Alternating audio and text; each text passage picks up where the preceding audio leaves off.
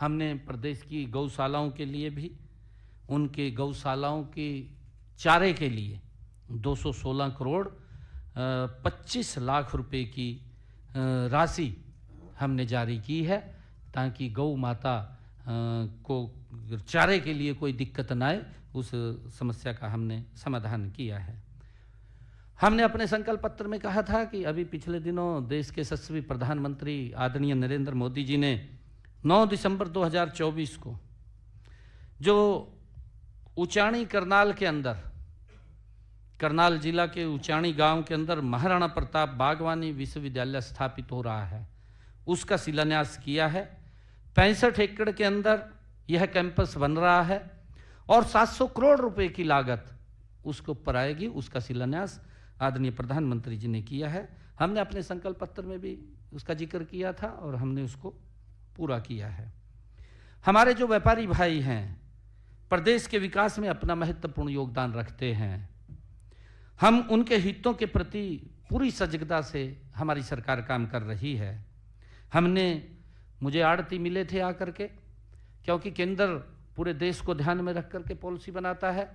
उन्होंने पूरे देश के किसानों के लिए जो आड़तियों का कमीशन था वो 46 रुपये रखा, परंतु आड़ती कहने लगे कि हमें इसमें पूरा नहीं होता, आप इस कमीशन को बढ़ाएं। तो उन्होंने एक हमें ज्ञापन दिया था, हमने अपने संकल्प पत्र में भी डाला, और डाला नहीं, हमने उसको पूरा कर दिया है।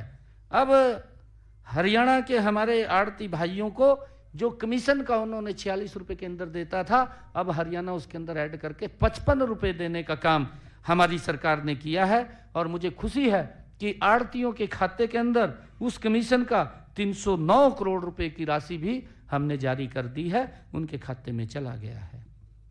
हमने 2024-25 के दौरान खरीफ सीजन के कस्टम मिल्ड राइस डिलीवरी के लिए हमारे पास राइस मिलर एसोसिएशन के वो पदाधिकारी आकर के मिले कि हमें इसके ऊपर बोनस दिया जाए, क्योंकि हमें घाटा होता है इसके अंदर, उसकी वो सूख जाता है, सूख करके हमारे ऊपर खर्चा पूरा नहीं होता। तो हमने उन राइस मिलर्स को भी हमने कहा था कि हम आपको लाभ देंगे। 62 करोड़ 58 लाख रुपए की प्रोत्साहन राशि भी हमने उनके खाते के अंदर पहुंचाने का काम किया है।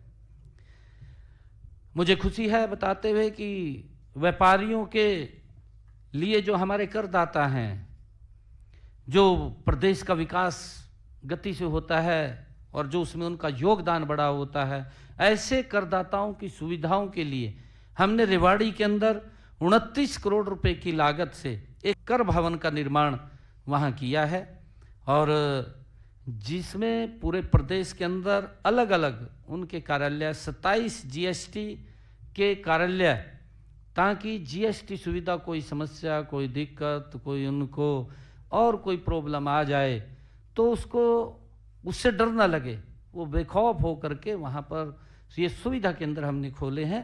वो पूछ सकता है, किसी को रिटर्न में दिक्कत है, किसी का कोई और लिटिगेशन है, उसको लेकर के वो उनसे लाभ ले सकता है। हमने वो सुविधा केंद्र खोले हैं जिसके ऊपर 29 करोड़ रुपए की लागत आई है। हमने गत 2024 को छोटे व्यापारियों को राहत देने के लिए जीएसटी से पहले 7 अधिनियमों के तहत बकाया कर राशि के निपटान के उनके कुछ लिटिगेशन के मामले थे।